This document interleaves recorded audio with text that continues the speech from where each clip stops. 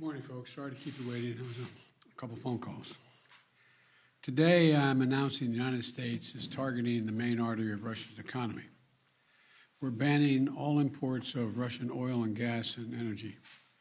That means Russian oil will no longer be acceptable at U.S. ports, and the American people will deal another powerful blow to Putin's war machine. This is a move that has strong bipartisan support in Congress and, I believe, in the country. Americans have rallied to support their Ukrainian people and made it clear we will not be part of subsidizing Putin's war. We made this decision in close consultation with our allies and our partners around the world, particularly in Europe, because a united response to Putin's aggression has been my overriding focus, to keep all NATO and all of the EU and our allies totally united. We're moving forward with this ban, understanding that many of our European allies and partners may not be in a position to join us.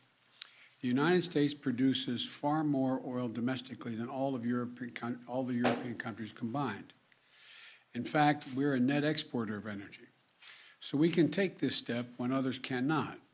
But we're working closely with Europe and our partners to develop a long-term strategy to reduce their dependence on Russian energy as well. Our teams are actively discussing how to make this happen, and today we remain united. We remain united in our purpose to keep pressure mounting on Putin and his war machine. This is a step that we're taking to inflict further pain on Putin, but there will be cost as well here in the United States. I said I would level with the American people from the beginning, and when I first spoke to this, I said defending freedom is going to cost. It's going to cost us as well in the United States. Republicans and Democrats understand that. Republicans and Democrats alike have been clear that we must do this. Over the last week, I've spoken with President Zelensky several times to hear from him about the situation on the ground and to consult and continue to consult with our European allies and about U.S. support for Ukraine and the Ukrainian people. Thus far, we've provided more than $1 billion in security assistance to Ukraine. Shipments of defensive weapons are arriving in Ukraine every day from the United States, and we, the United States, are the ones coordinating the delivery of our allies and partners of similar weapons, from Germany to Finland to the Netherlands.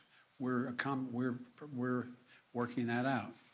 We're also providing humanitarian support for the Ukrainian people, both those still in Ukraine and those who have fled safely to a neighboring country. We're working with humanitarian organizations to surge tens of thousands of tons of food, water, and medical supplies into Ukraine, and with more on the way. Over the weekend, I sent Secretary Blinken to visit our border between Poland and Ukraine and to Moldova to see what the situation was firsthand and report back. General Milley, Chairman of the Joint Chiefs of Staff of our Defense Department, was also in Europe, meeting with his counterparts and allies on NATO's eastern flank to reassure them, those countries bordering Russia, NATO countries, that we will keep our NATO commitment, a sacred commitment of Article 5. The Vice President Harris is going to be traveling to meet with our allies in Poland and Romania later this week as well. I've made it clear that the United States will share in the responsibility of caring for the refugees so the costs do not fall entirely on the European countries bordering Ukraine. And yesterday I spoke with my counterparts in France, Germany, and the United Kingdom about Russia's escalating violence against Ukraine and the steps that we're going to take together with our allies and partners around the world to respond to this aggression. We are enforcing the most significant package of economic sanctions in history, and it's causing significant damage to Russia's economy. It has caused Russian economy to, frankly, crater. The Russian ruble is now down to 50%, by 50% since Putin's announced his war. 1 ruble is now worth less than 1 American penny. 1 ruble is less than 1 American penny. And we're preventing Russia's central bank from propping up the ruble and to keep its value up. They're not going to be able to do that now. We cut Russia's largest banks from the international financial system, and it has crippled their ability to do business with the rest of the world. In addition, we're choking off Russia's access to technology like semiconductors and sap its economic strength and weaken its military for years to come.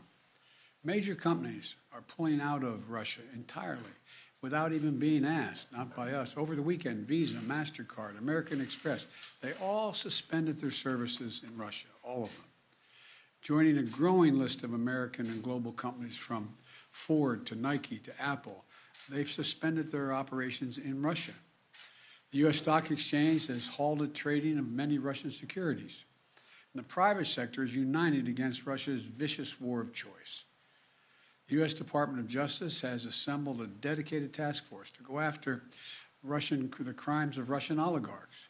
And we're joining with our European allies to find and seize their yachts, their luxury apartments, their private jets, and all their ill-begotten gains to make sure that they share in the pain of Putin's war.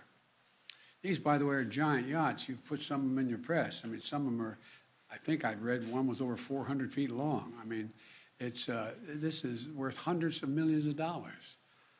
The decision today is not without cost here at home. Putin's war is already hurting American families at the gas pump. Since Putin began his military buildup on Ukrainian borders, just since then, the price of the gas at the pump in America went up 75 cents. And with this action, it's going to go up further. I'm going to do everything I can to minimize Putin's price hike here at home.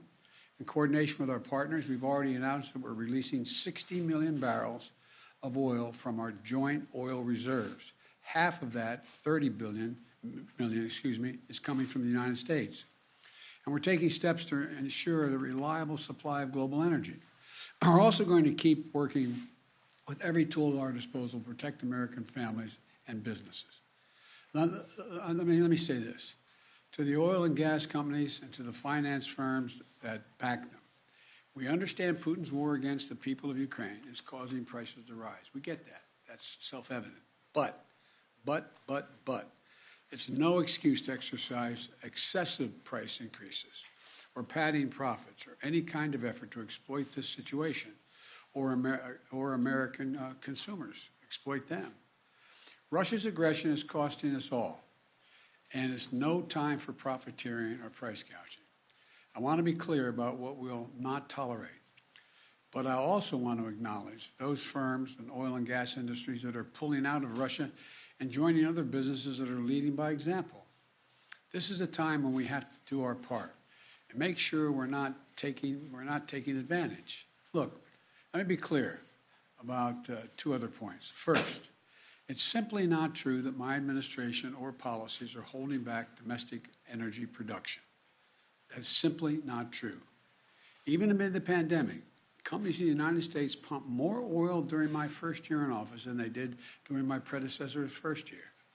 We're approaching a record levels of oil and gas production in the United States, and we're on track to set a record of oil production next year. In the United States, 90% of onshore oil production takes place on land that isn't owned by the federal government. And of the remaining 10% that occurs on federal land, the oil and gas industry has millions of acres leased.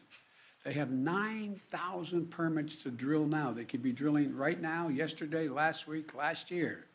They have 9,000 to drill onshore that are already approved. So let me be clear. They are not using them for production now. That's their decision. These are the facts. We should be honest about the facts. Second, this crisis is a stark reminder to protect our economy over the long term, we need to become energy independent. I've had numerous conversations over the last 3 months with our European friends of how they have to wean themselves off of Russian oil. It's just not tenable. It should motivate us to accelerate the transition to clean energy. This is a perspective that our European allies share, and the future where together we can achieve greater independence. Loosening environmental regulations or pulling back clean energy investment will not lower energy prices for families. But transforming our economy to run on electric vehicles powered by clean energy with tax credits to help American families winterize their homes and use less energy, that will help. And if we do what we can, it will mean that no one has to worry about the price of the gas pump in the future. That'll mean tyrants like Putin won't be able to use fossil fuels as weapons against other nations. And it will make America a world leader, manufacturing and exporting clean energy technologies of the future to countries all around the world. This is the goal we should be racing toward. Over the last 2 weeks, the Ukrainian people have inspired the world, and I mean that in a literal sense. They've inspired the world with their bravery, their patriotism, their defiant determination to live free. Putin's war has caused enormous suffering and needless loss of life from women, children, everyone in Ukraine. Both Ukraine and, I might add, Russians. Ukrainian leaders, as well as leaders around the world, have repeatedly called for a ceasefire, for humanitarian relief, for real diplomacy. But Putin seems determined to continue on his murderous path, no matter the cost. Putin's now targeting cities and has been targeting cities and civilians, schools, hospitals, apartment buildings. Last week, he attacked the largest nuclear power plant in Europe with an apparent disregard for the potential of triggering a nuclear meltdown. He has already turned 2 million Ukrainians into refugees. Russia may continue to grind out its advance at a horrible price, but this much is already clear. Ukraine will never be a victory for Putin. Putin may be able to take a city, but he'll never be able to hold the country.